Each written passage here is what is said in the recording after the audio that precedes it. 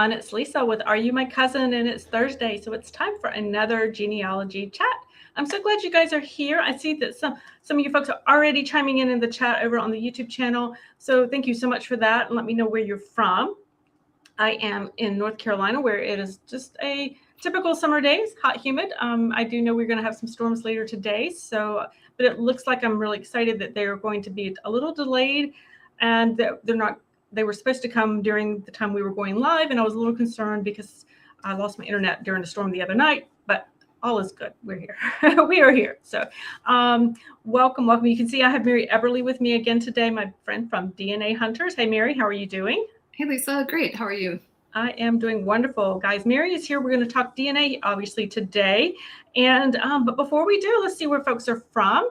Hey, Luann, aloha from Too Hot Phoenix. Yes, she is sending aloha and prayers for her ohana in Maui. Yes, Maui is that is very tragic with the fires out there. So thank you for reminding us to keep thinking about them. Robert from Georgia, and we have Camille. Yay! I'm so glad you're here from California.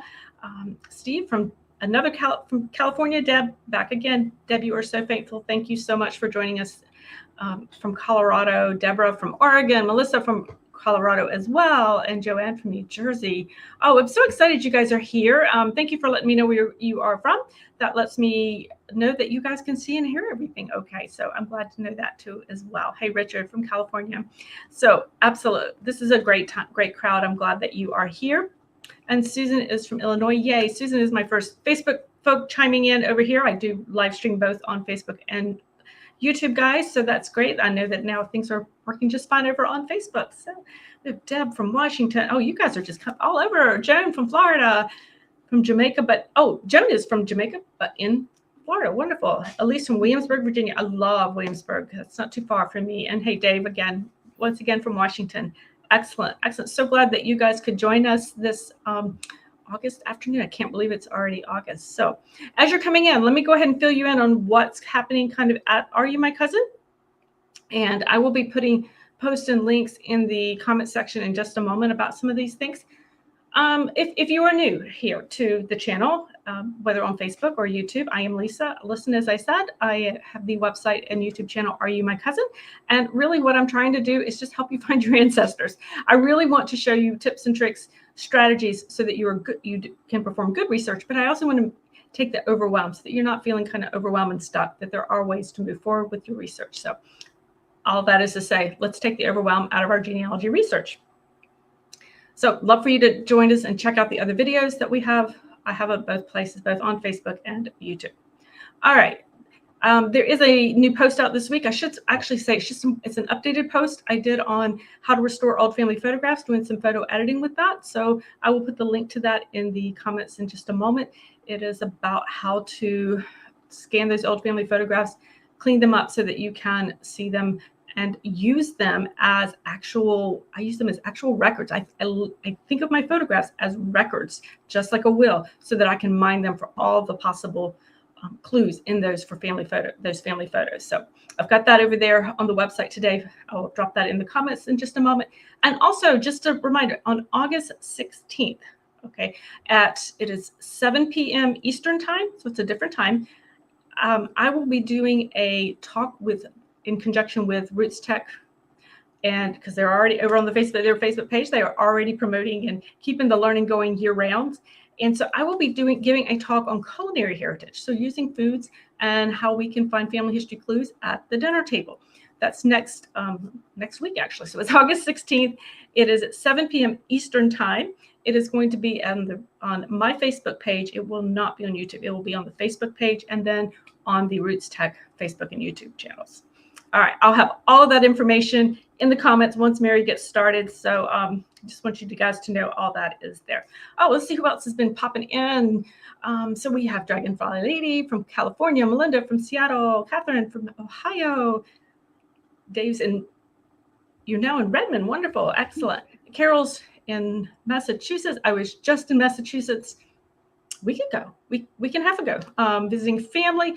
And that was a lovely trip. It was beautiful up there. And Lynn from New Jersey. Wonderful. All right, let's move on. Let's talk with Mary today. I'm so excited, Mary, to have you here because you're going to be talking about a topic that is probably one of the most common questions or common topics on DNA that comes into my inbox. And that is about finding birth parents of an individual.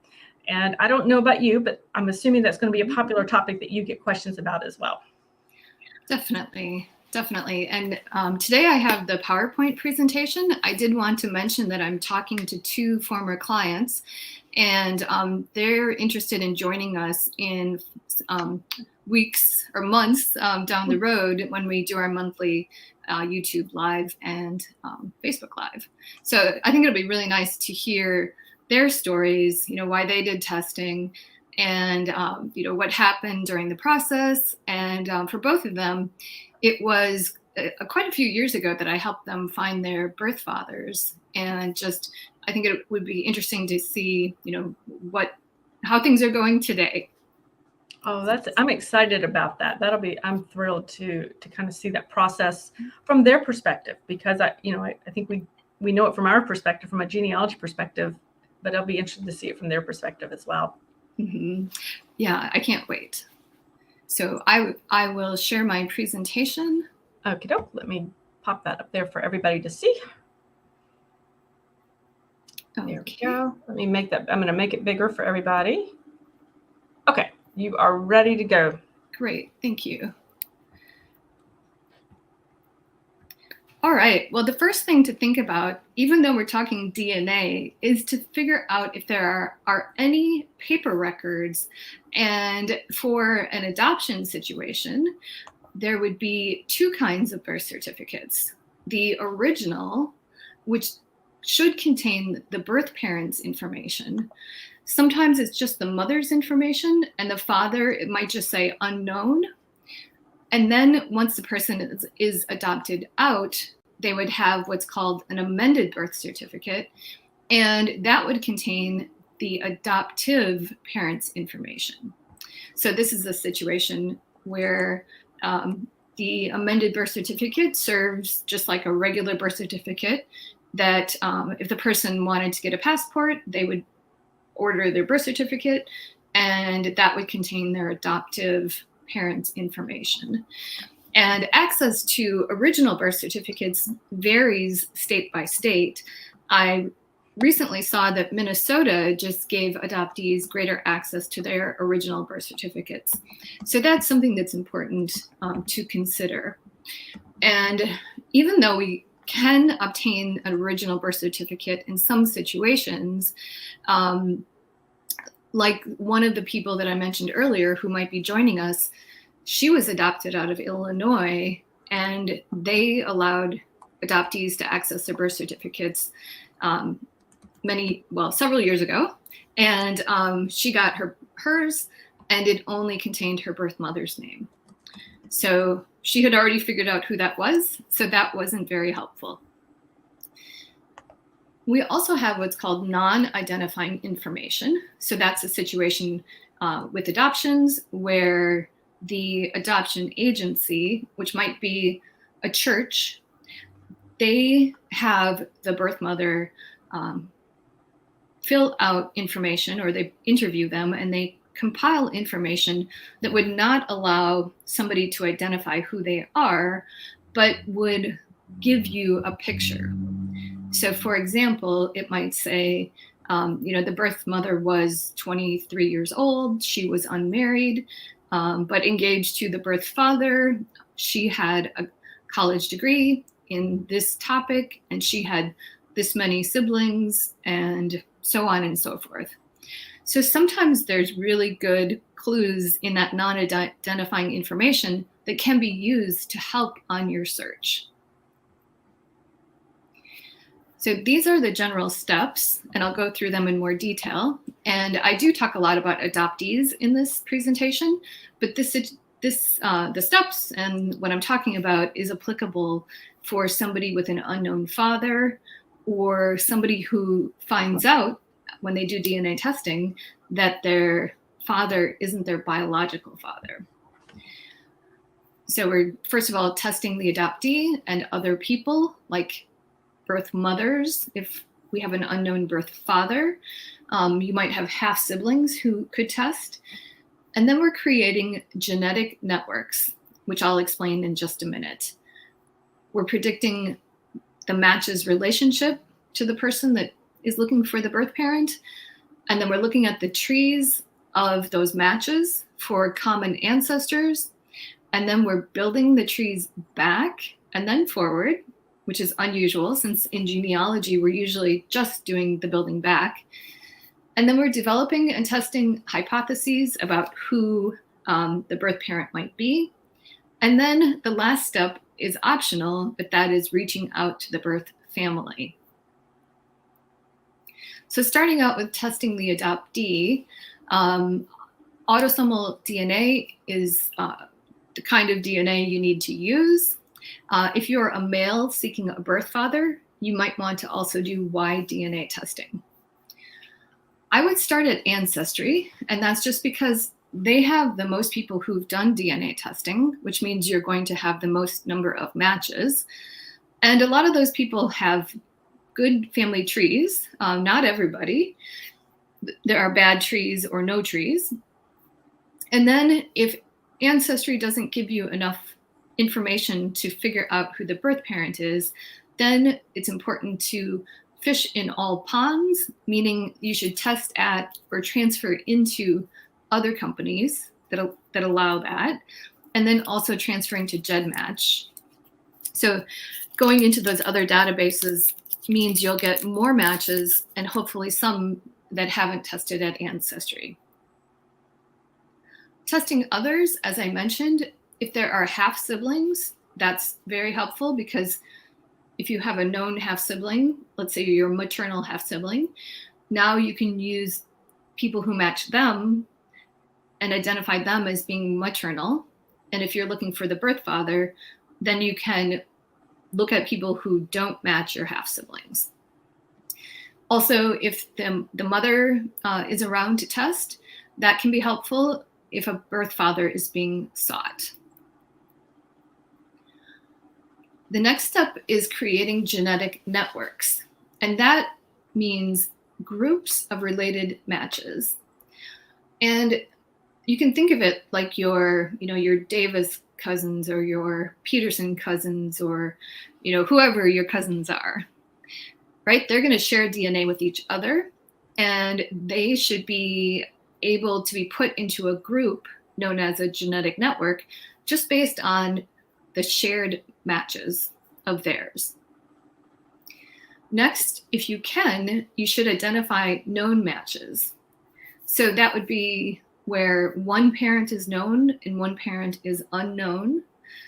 Or in the example where you're looking for a grandparent, if you know 3 of your grandparents, then those would be in those would be in 3 genetic groups, and then you would be left with a group for that 4th unknown grandparent. And finding birth grandparents is something I do. I've done quite a bit of work for people who are looking for a grandparent. It could be the grandfather who ran off. It could be where the parent is an adoptee and they don't know who the parents are. But the parent is deceased, and then the adult children test, and through their DNA matches, we're able to identify who the grandparents are. And we're putting those knowns also into a genetic network. And I basically said that in the very beginning of this slide. Over on the right side of the screen, I'm just trying to pull up my nice laser pointer. Oh, here we go. I was going to ask you about that, actually. Okay. These are some of my genetic networks. It's just, so I've got matches who are Balis. This is on Ancestry where you can color code those known matches. So I would say this is anyone with a blue dot is part of this Bali genetic network. For me, anyone with a light green is part of this Bauman genetic network, and so on. So even for people with known parents and known grandparents, this color coding system is useful. But then in that unknown parent or unknown grandparent, this is also extremely helpful because you're able to easily identify your matches on Ancestry. And I should say also that this is really like the bird's eye view of finding birth parents using DNA. And typically I do a full hour-long talk with about twice as many slides. So this is the bird's eye view. I don't have time to go into a lot of detail, but I think that these about 15 slides do a good job of explaining the steps and giving a couple of examples. So number 2, the creating genetic networks, your unknown matches. So let's say you find your top unknown match, and that means the person who shares the most DNA with you, and then you look at their shared matches. So let's say it's Mr. Smith, and then you find Mr. Smith's shared matches. And the shared matches are just people that match you plus one other match. And in this instance, it's Mr. Smith. And we're going to group them together into these genetic networks. So it's simply shared matches. They call it different things on different DNA testing companies, but shared matches is what Ancestry calls them. So if we're looking for a birth father, we might have these groups. Here we've got 4 different groups, and sometimes I'm not even sure what connects them. So they literally might be the blue group, the red group, the green group, and the pink group. One question that I'm looking for in the back of my mind as I'm reviewing the trees is, did people from 2 different genetic groups or genetic networks match? Did they marry? So, because if they did, now that's a clue that these people married, and then look at the descendants of those people. Okay, step number 3 is predict the matches relationship, because this is going to tell you which ancestor or ancestors you share. And today, Ancestry gives you a nice prediction about possible relationships. And they're breaking it down into the percent chance that the match is from this group. And in general, it's usually possible to find a birth parent if you have second cousins or closer. Mm. And the second cousins, they need to have good trees, but that's usually what it takes. It could be a second cousin once removed or a third cousin, but that's the level that makes it much more likely to be successful. If you're testing someplace other than Ancestry, then we've got DNA Painter and the Shared CM project tool. And that's where you're typing in how much DNA you share, and then it produces a table telling you the chance that you are specific relationships.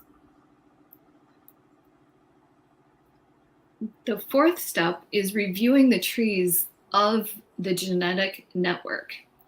You want to ideally find common ancestors, and if that's not true, maybe you can find a common surname or common locations or common ethnicities.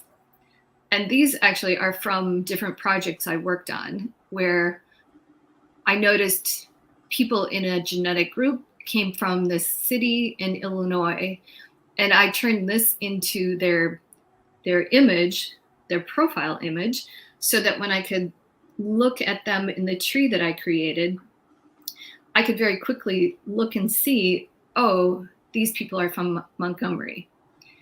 And likewise, the Scottish label is one that I used in a case. Most recently, I was looking for a woman's mother's birth father, and it looked like he was heavily Scottish. So I was labeling people with this label. And because if you can't find that common ancestor, at least you know which line the person is likely to be on. Mhm. So That's a really good idea. I had not thought to do that, to make that the profile picture. That's a great idea. and they're just little, I just type them up in Word, and then I do screen captures, and then I save them as a file in, I've got a folder that says DNA pictures, and they include things like yes, no, or, if I know for sure this can't be the birth parent, I've got the little no label. People who died without having children, people who, as far as we know, right? Because sometimes people have children. And people who died as, people in the tree that died as children. So if somebody was born and died as a 2-year-old, it's good to have that as a label that, you don't need to worry about that person. You don't need to do descendancy research, for example. Yeah. So yeah, I like these labels for that purpose.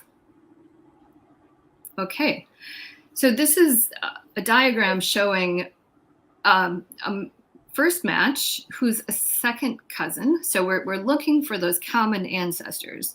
So that match is here. They've got 2 parents, 4 grandparents, and 8 greats.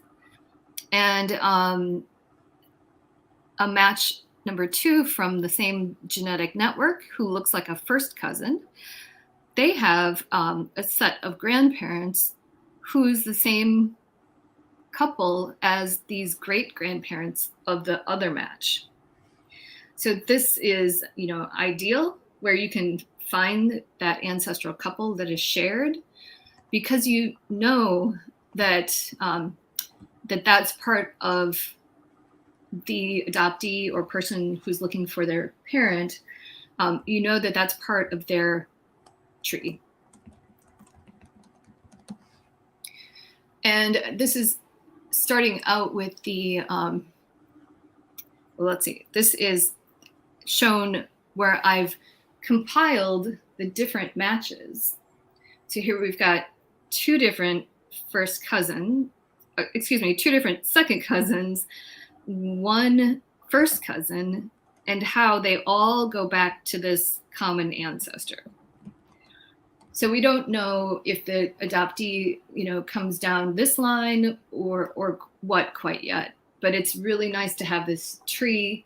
I usually build it in Ancestry, and I'm trying to figure out from this building the tree back who the birth parent is, which of the descendants are the birth parent. So that's where the building the trees forward comes in. And here I've got just the first cousin match, because you know that if they're a full first cousin, they're going to share a set of grandparents with you. And this match descends from this 3rd child. And that means that this child or that child is the birth parent of the adoptee. And of course, there might be 7 children or 10 children or whatever, and you might need to do some more work. But, if you're lucky, you're looking for 1 parent, and ideally, they're the only son or daughter of the couple, and you're looking for that son or daughter. This is all generic, but I just want to give you an idea of what that looks like when you're building the tree forward. And we could have, in the extended view, we could also have the second cousins, and so on. And, ultimately, this is going to be the giant tree of the adoptee.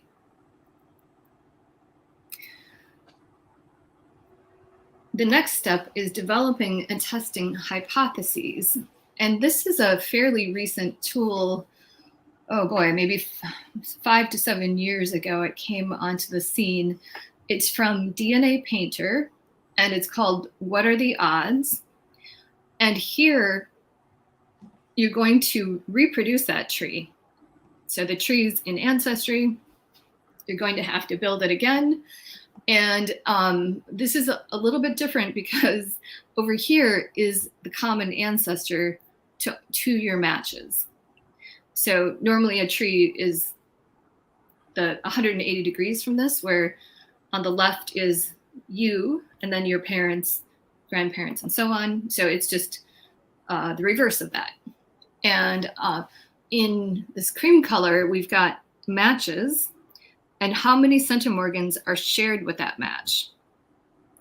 So we've got one person, their sibling, they're sharing about the same amount of DNA with the adoptee, and then one of their children.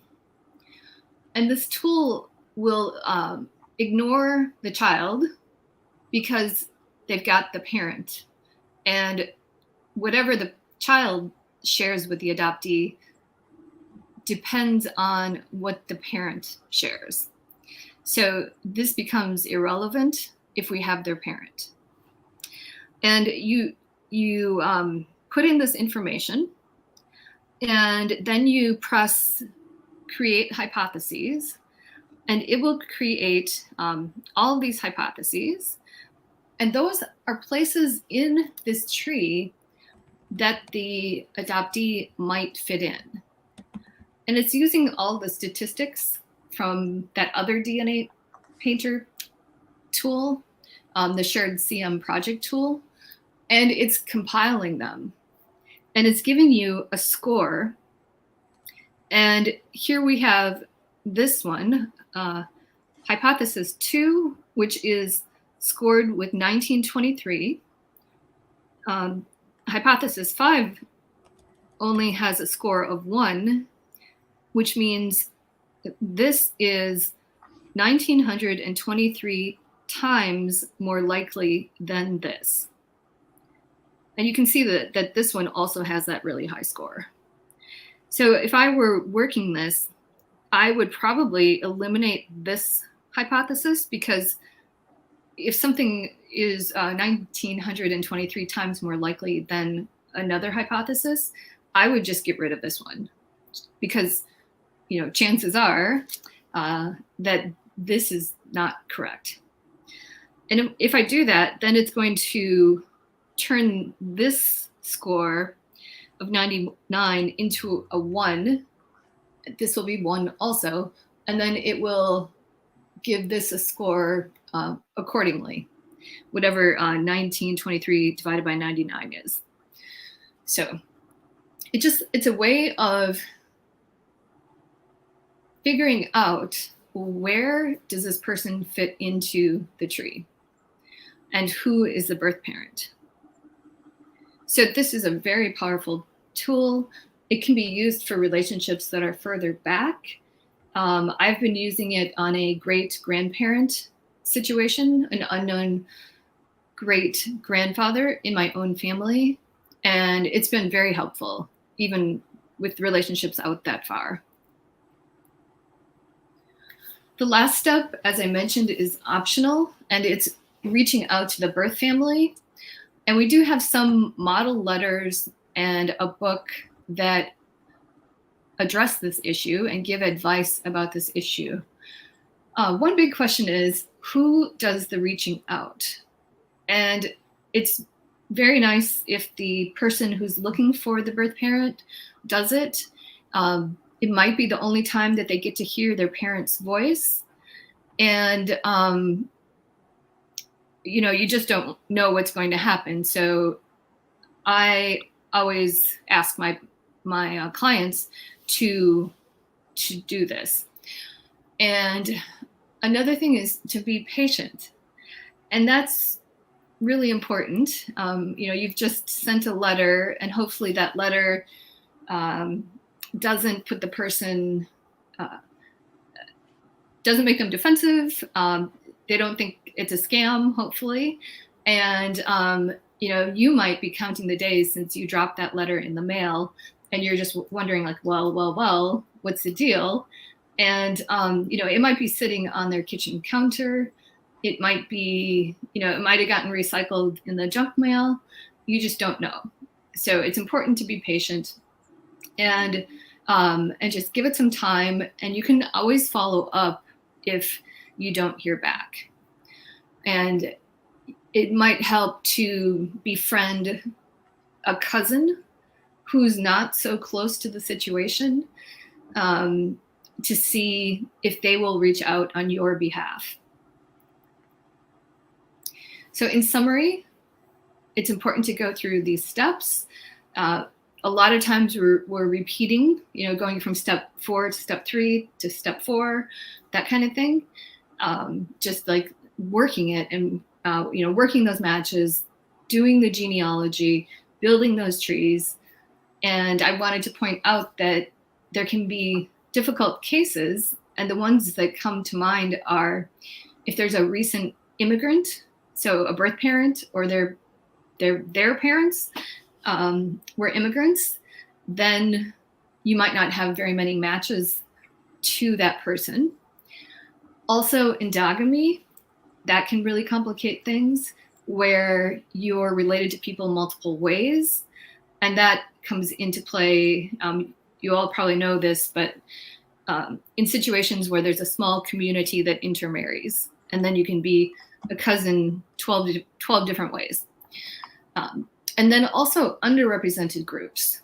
And in this group would be people such as people who were adopted from Asia or Eastern Europe. And they're just underrepresented in the database. The databases are primarily people from Northwest Europe. It can get tricky even for Eastern Europe. And then it's also tricky for African Americans. And part of that is that they are underrepresented in the databases, but also part of it, and a big part of it, I would say, is because if they have enslaved ancestors, they were not enumerated on censuses until after the Civil War. And a lot of times we need to build the tree back, to more distant ancestors. And, if the tree is impossible to build, then you're stuck. And it might take a closer match. So for example, one of the first projects I worked on was a woman whose birth father was an African-American soldier in the Vietnam War. And I worked her matches for months and months and months. And, I had a good idea of geographically where they were from. And, but in the end, she got a half first cousin match. And he was able to connect her with the birth father. So that, that was a great thing to see. And he was still alive, even though he served in Vietnam. So that was a wonderful thing to see. So I would say things aren't impossible.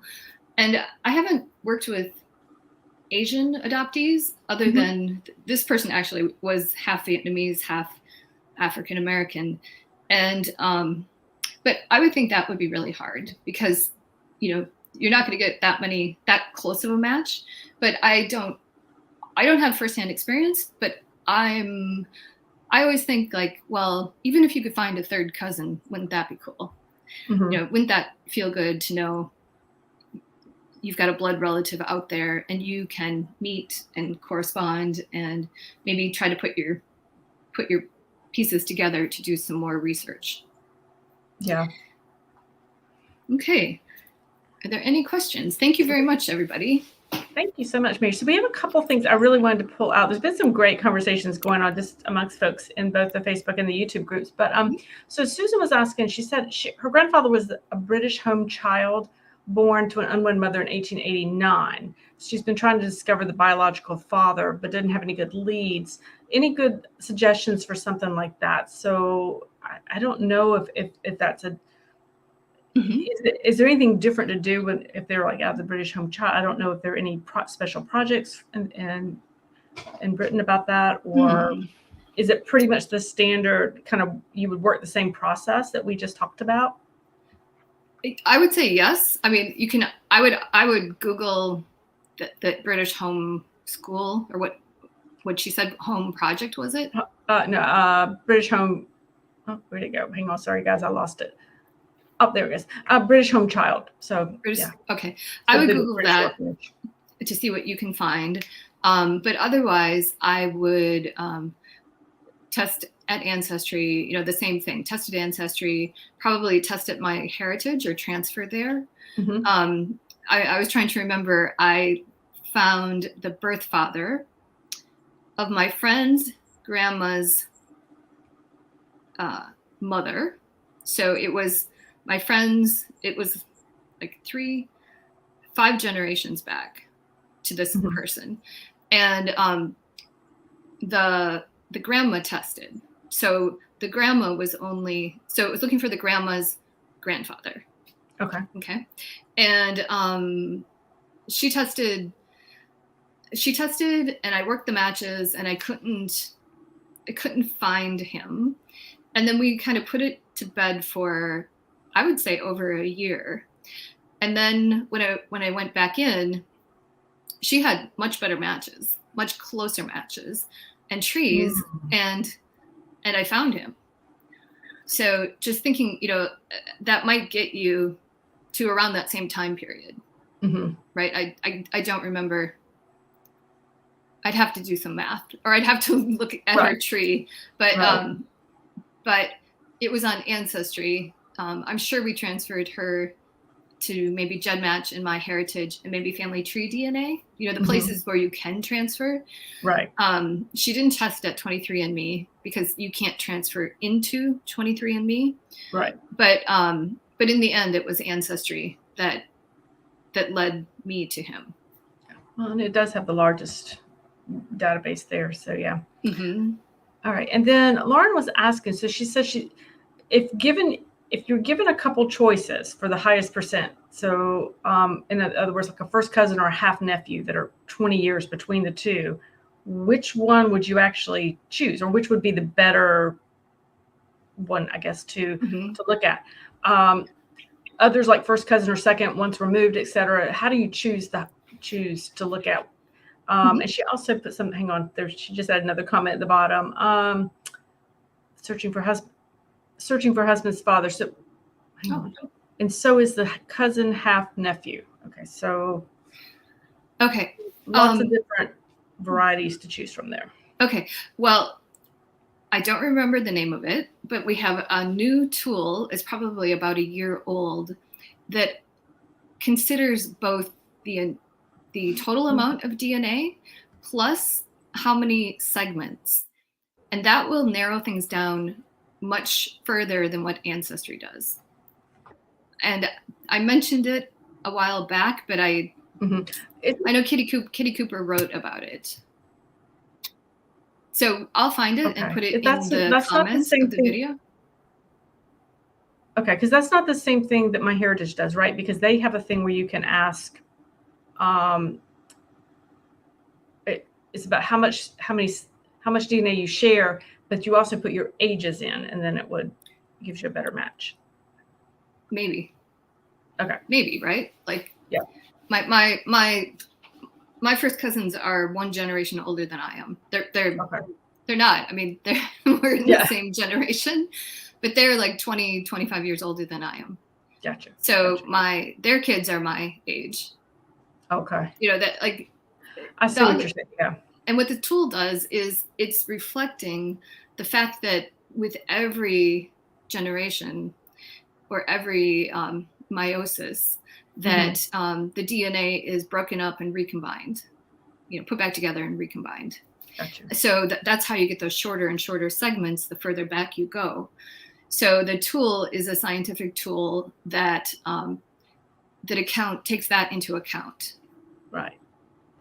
That makes sense. Okay. So yeah, I'll put that in the comments in YouTube. So those will be there for people to go back and look for that tool. Yeah. Yep. All right. And we have one more coming in an NPE case where the maternal line is known, but not the paternal. if you have an unknown paternal match and you match on the X chromosome, does it mean it's from the unknown, I'm getting lost here, unknown BF mother? Yep. Yes. Okay. Very good. Good. Oh, good. Okay. Yay. Right, because men have an X chromosome that they only receive from their mothers because they get the Y from their fathers. Right. So that means if you're matching a man on his X DNA, then it's from his mother. Gotcha. Yeah. All right. So Mary, let me ask you a question. That's most of what we had in there. Would you do, when people, how do we know, like, so you do these wonderful presentations. I love them. I learn so much, but at the end of the day, how do I know when it's beyond what I can do and when somebody needs to hire a professional to look at it? I mean, what are your thoughts on that? Because I know you do this, you research for clients as well as do these presentations too. How do you do that? Well, a lot of my clients come to me, they have done DNA testing and they might be a genealogist or they might not be. And they're overwhelmed by the DNA stuff.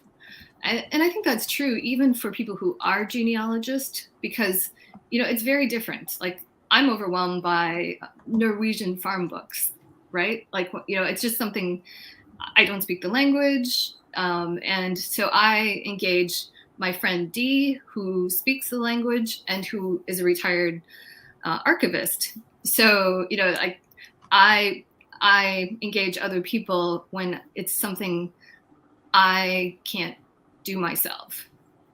And I think also sometimes people come to me when they have been looking for decades and they just don't know what to do next. And then they're saying, could you please see if you can make sense out of this?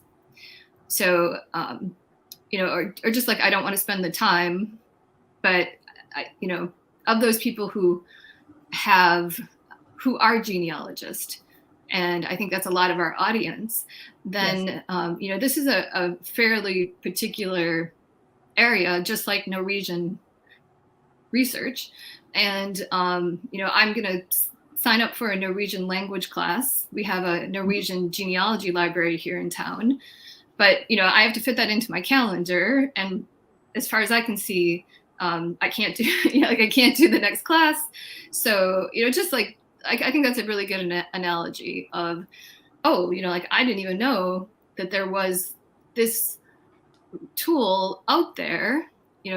There's so much that my friend knows that I don't know, that, it's helpful. It's so helpful for me to work with her. And, we kind of trade, because I help her with her DNA on her genealogical research.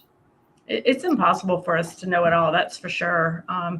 Yeah, definitely. Because my audience knows I don't really do much beyond the basic DNA. That's why I have Mary. That's why, because it takes the learning curve is really quite steep for that. So yeah, and there are a lot of people who are experts in the field who don't have a science background at all.